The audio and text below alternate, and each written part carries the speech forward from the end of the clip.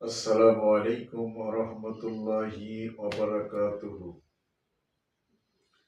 নাহমাদুহু ওয়া নাস্তাঈনুহু ওয়া নাস্তাগফিরুহু ওয়া নাউযু বিল্লাহি মিন শুরুরি আনফুসিনা ওয়া মিন সাইয়্যাতি আ'মালিনা। মান yahdihillahu falā mudilla lahu wa man yudlilhu falā hadiya lahu. ونشهد أن لا إله إلا الله وحده لا شريك له ونشهد أن سيدنا وحبيبنا ومولانا محمدا عبده ورسوله الذي أرسله بالحق بشيرا ونذيرا وداعيا إلى الله بإذنه وسراجا منيرا. فقد قال الله تعالى في كلامه المجيد والفرقانه الحميد: أعوذ بالله من الشيطان الرجيم. بسم الله الرحمن الرحيم. وما نقموا منهم إلا أن يؤمنوا بالله العزيز الحميد. صدق الله مولانا العظيم وصدق نبي الكريم ونحن على ذلك من الشاهدين والشاكرين والحمد لله رب العالمين. وقال تعالى في شان رسول الله صلى الله عليه وسلم: الدنيا سجن المؤمن والجنة الكافر. رواه مسلم. أو كما قال عليه الصلاة والسلام: إن الله وملائكته يصلون على النبي يا أيها الذين آمنوا صلوا عليه وسلموا تسليما. ওগো কোরআনের পাখি, তুমি ছাড়া কি করে থাকি? ওগো কোরআনের পাখি, তুমি ছাড়া কি করে থাকি? যাইবার পাককালে আমাদের দেখাইলে, যাইবার পাককালে আমাদের দেখাইলে, তোমার মুখের মিষ্টি হাসি, তুমি ছাড়া কি করে থাকি? ওগো কোরআনের পাখি, তুমি ছাড়া কি করে থাকি?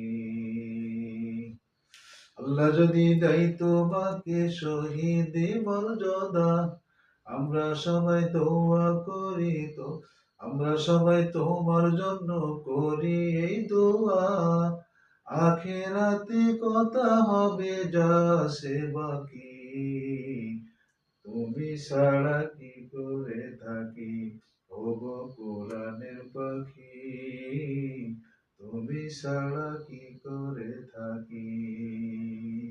আলহামদুলিল্লাহ, সমস্ত প্রশংসা, সমস্ত তারিফ, সিফত, সানা, গুণগান পেশ করছি রব্বুল ইজ্জাতুল জালালের প্রতি, যার অশেষ কৃপা নিয়ে আজকে মাহে রমজানের প্রথম রজনীতে আমরা স্বল্প পরিসরে কোরআনুল কারীম থেকে কিছু কথা জানবার জন্য বসেছি। যে আল্লাহ পাক আমাদেরকে সেই কথাগুলো শুনে আমল করবার আল্লাহ পাক তৌফিক দান করেছেন। এই জন্য আল্লাহ পাকের শুকরিয়া আদায় করছি, সকলে পড়ছি আলহামদুলিল্লাহ। প্রাণপ্রিয় আজকের এই মহতি মজলিসের মুসল্লিয়ানে কেরাম, আমি আপনাদের সামনে স্বল্প পরিসরে ইমানের অগ্নি পরীক্ষার উপরে কিছু কথা বলার চেষ্টা করব ইনশাআল্লাহ। মা তৌফিকে ইল্লা বিল্লাহ। কোরআনুল কারীম সূরাতুল বুরুজের ৮ নম্বর আয়াতে কারিমায় আল্লাহ রাব্বুল আলামিন বলছেন, ওমা নাকামু মিনহুম ইল্লা আন ইউমিনু বিল্লাহিল আজিজিল হামিদ। তারা তাদের সঙ্গে দণ্ড করেছে শুধু এই কারণে যে তারা সবেমাত্র একমাত্র আল্লাহ তাআলার প্রতি বিশ্বাস স্থাপন করেছে, প্রশংসীয় মহিমান্বিত আল্লাহর প্রতি ঈমান এনেছে। শুধু এই কারণে তারা তাদের প্রতি নির্যাতন নিপীড়ন চালিয়েছে। বলি নাউজুবিল্লাহ। আজকে যাদের উপরে এই কঠিন নির্যাতন চালিয়েছে, ইমানের অগ্নি যারা পরীক্ষা দিয়েছে, তারা পরবর্তী জীবনে আল্লাহর জান্নাতের সুসংবাদ প্রাপ্ত হয়েছে। বলি আলহামদুলিল্লাহ। একজন যুবক 20 বছর বয়স, তার সেই যুবকের জীবনী আপনাদের মাঝে আয়াতের আলোকে আমি উপস্থাপন করতে চাই। যার জীবনের এত ত্যাগ তিতিক্ষা রয়েছিল, তাই তো তারা আজকে মুমিনের খাতায় তালিকাভুক্ত হয়েছেন। প্রিয় মুসল্লিয়ানে কেরাম, ভাইরা আমার, কোরআনুল কারীমের সূরাতুল বুরুজের যে আয়াতটি তেলাওয়াত করলাম, ওয়ামা নাকামু মিনহুম ইল্লা আন ইউমিনু বিল্লাহিল আজিজিল হামিদ।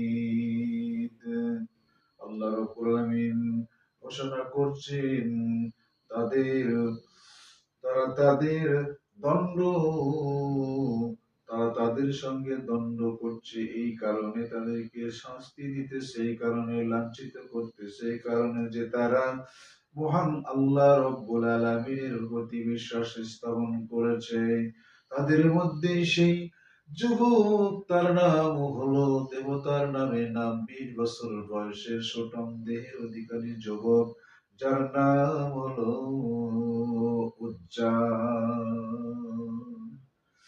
চাচার অঢেল সম্পদ, ভাতিজাকে সেই চাচা সম্পদ দান করেছিল, কিন্তু ভাতিজার জীবদ্দশায় অভাবের সঙ্গে তার কোনো সাক্ষাৎ হয় না।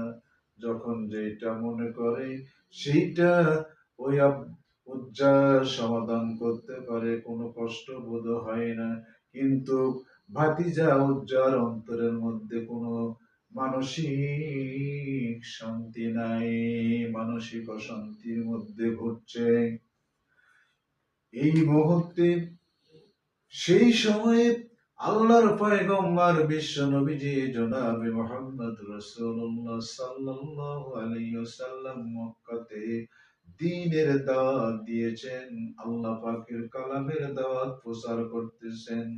ওই ভাতিজা যুবক উজ্জ্বল মনের আশা, আমার জীবন যদি এই দাওয়াতি ব্যক্তির সঙ্গে আমি যদি মেলাই দিতে পারতাম, পরবর্তী জীবনটা হলো আমার জন্য অনেক ফায়দা আসতো।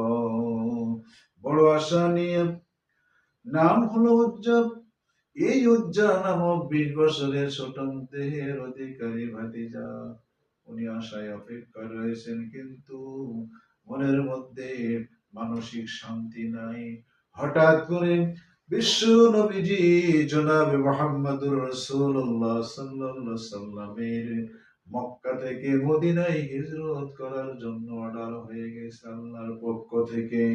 নবী মুহাম্মদুর রাসূলুল্লাহ সাল্লাল্লাহু আলাইহি সাল্লাম তিনি এইবার মক্কা থেকে মদিনায় আল্লাহ পাকের নির্দেশ ক্রমে হিজরতের জন্য রওনা দিয়েছে। হিজরত করে যখন মদিনায় চলে যায়, ওই সময় সন্দেহের অধিকারী যুবক উজ্জা সরাসরি ভয় ভীতি না করে চাচার সামনে গিয়ে দাঁড়িয়ে যায়। চাচা ভাতিজাকে দেখে ডাক দিয়ে বললেন, ভাতিজা রে, তুমি কিছু বলবে নাকি, আমাকে বলো।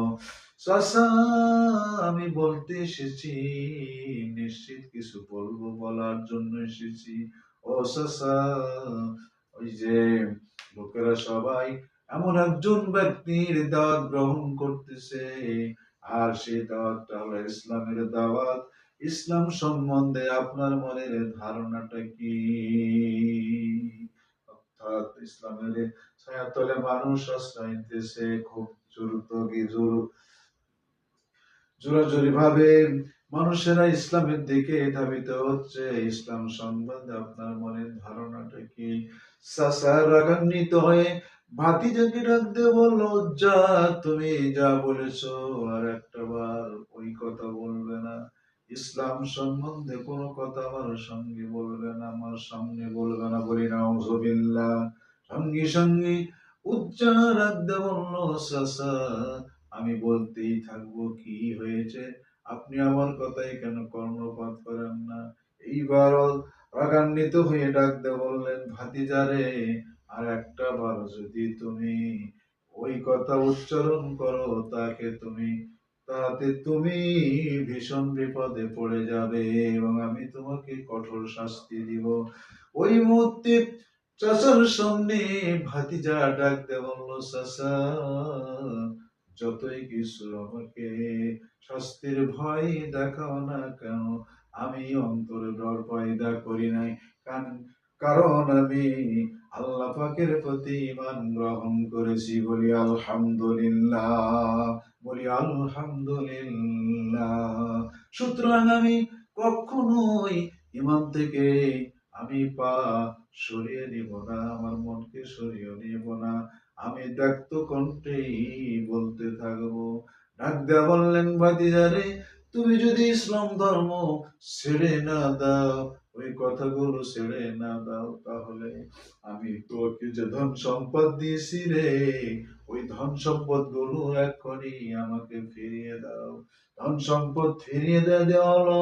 ভাতিজা দ্বিধা করলেন না, চাচা আপনি যতটুক ধন সম্পদ দিয়েছেন সবগুলো ধন সম্পদ এক্ষুনি আমার পক্ষ থেকে আপনি নিয়ে নেন।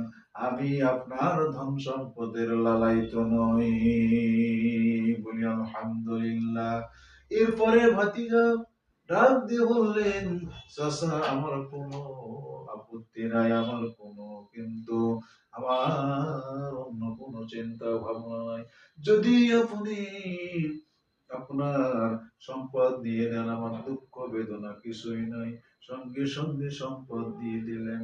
চাচা ডাক দিয়ে বললেন, ভাতিজারে, তোমার দেহের পোশাক যতগুলো আছে, এই পোশাক গুলো যদি তুমি এক্ষুনি আমাকে খুলে না দাও, তাহলে আমি তোমাকে কঠোর শাস্তি দিব।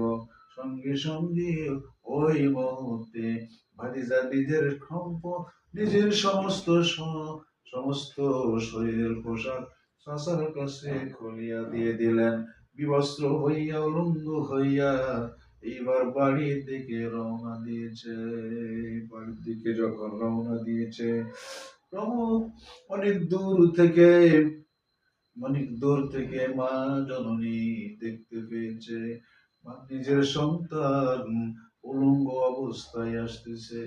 মার নিকটে এসেছে, সঙ্গে সঙ্গে মা ডাক্তার বললেন, বাবারে তোমার এই অবস্থা কেন?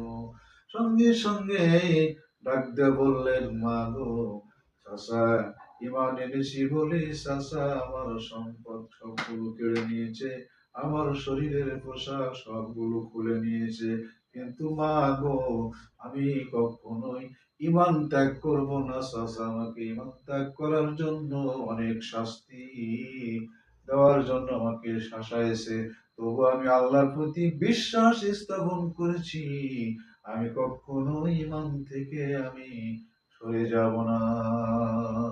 বলি আলহামদুলিল্লাহ।